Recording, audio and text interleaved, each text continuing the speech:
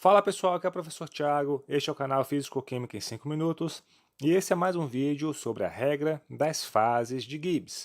Tem um outro vídeo no canal em que eu abordo esse tema aplicado a substâncias puras. Nesse vídeo eu vou mostrar como a gente aplica essa regra ao estudo de misturas. Então pessoal, em outro vídeo no canal foi introduzida a regra das fases de Gibbs e discutida a sua aplicação no estudo de diagramas de fase de substâncias puras. Aqui eu estou mostrando um modelo bem comum, um comportamento bem comum do diagrama de fase de substâncias puras, que a gente demonstra um diagrama de pressão por temperatura. A gente já viu, pessoal, a regra das fases, que a gente pode escrever como F igual a C menos P mais B. Rapidamente, F é a variância do sistema, C é o número de componentes, P é o número de fases e B é o número de variáveis não composicionais livres. A princípio, se pressão e temperatura estão livres para variar, B vale 2. Como mostrado, pessoal, nesse vídeo anterior, nas áreas do diagrama a gente tem uma variância igual a 2, ou seja, é preciso especificar duas variáveis para ter o estado do sistema definido. Nesse caso seria pressão e temperatura. Sobre as linhas a variância é igual a 1. Quando eu defino uma variável, a outra já fica definida. E no ponto triplo a gente tem uma variância igual a 0, ok? O que a gente vai ver no vídeo de hoje é que a regra das fases também é extremamente útil para descrever diagramas de fases de misturas. Vejamos a sua aplicação no estudo de diagramas líquido-vapor de misturas binárias a P constante, que a gente pode representar como esse diagrama que está mostrado aí. Também tem um vídeo no canal que explica em detalhes como é que a gente interpreta esse tipo de diagrama. Ok, pessoal? Vamos analisar aqui um sistema que inicialmente tem a composição e está na temperatura indicada pelo ponto 1. Ok? Então vamos lá, pessoal. No ponto 1, a gente tem uma variância igual a 2. Ali eu coloquei a equação completa. A gente vai ter nesse caso dois componentes, uma só fase, e como a pressão é constante, aquele meu B vai ser igual a 1 também. Então a gente vai ter aqui uma variância igual a 2. O que isso significa? Significa que para se definir o estado do sistema nesse ponto, é preciso definir duas variáveis, que são temperatura e composição. Ok?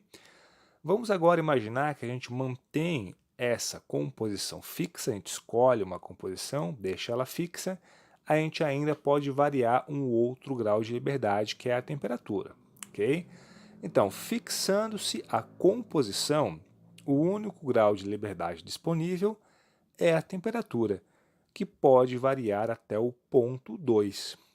Aqui fica muito interessante, pessoal, da gente estudar esse sistema também com uma curva de aquecimento, em que eu vou representar aqui a temperatura em função do tempo.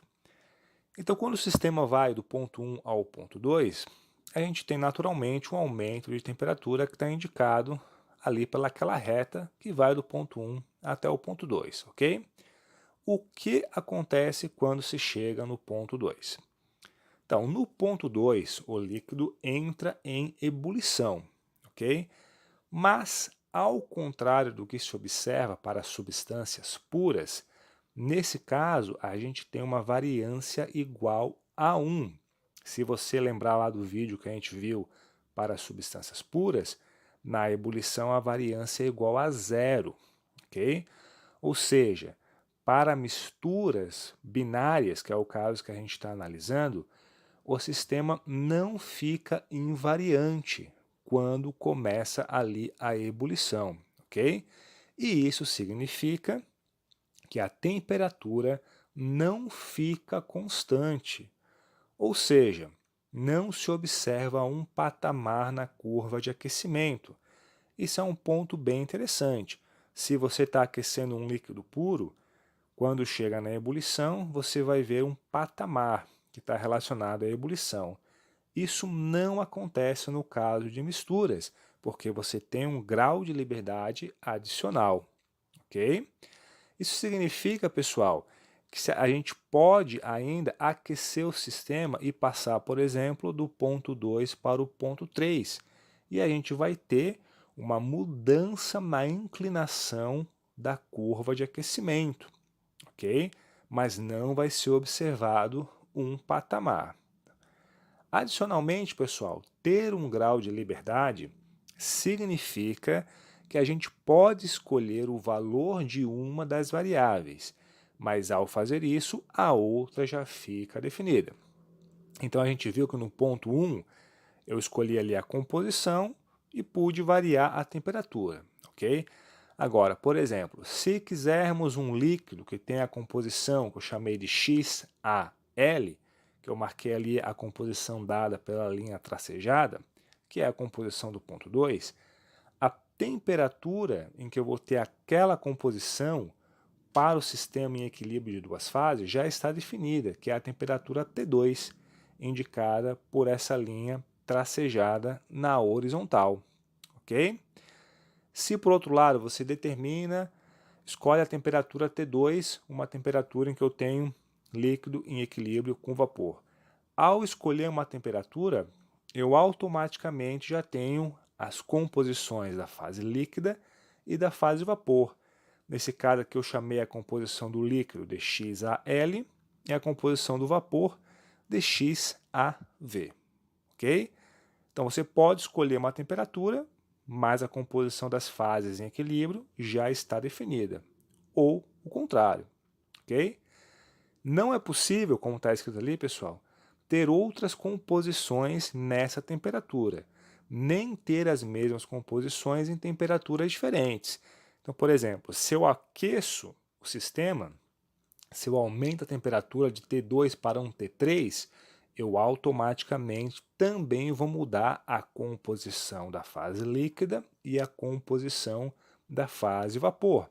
Então, aqui na temperatura T3, eu tenho essa composição do líquido que eu chamei de XAL apóstrofo e a composição do vapor que eu chamei de XAV apóstrofo, ok? Então veja bem, pessoal, quando você estava no ponto 1, a gente conseguiu ter ali uma certa composição e ir variando a temperatura com a composição constante. Quando a gente entra na região bifásica, a gente perde um grau de liberdade. Se escolheu a composição, a temperatura está definida, ou vice-versa. Ok, pessoal?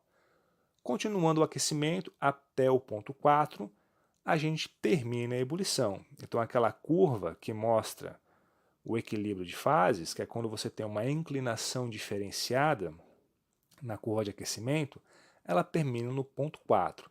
E se a gente marcar um ponto 5 no sistema, a gente vai ver que o sistema volta a ter uma inclinação um pouco mais acentuada do ponto 4 ao ponto 5. Então essa curva de aquecimento ela é muito importante de você ter em mente, porque ela difere do que a gente observa para as substâncias puras, onde a gente vê um patamar. Nesse caso aqui, a gente tem uma mudança na inclinação. E isso acontece por causa do grau de liberdade adicional que o sistema tem quando você tem mais de um componente. Beleza, pessoal? Se você gostou desse vídeo, dê um like, se inscreva no canal, coloque suas dúvidas nos comentários e nos siga nas redes sociais. Valeu, pessoal!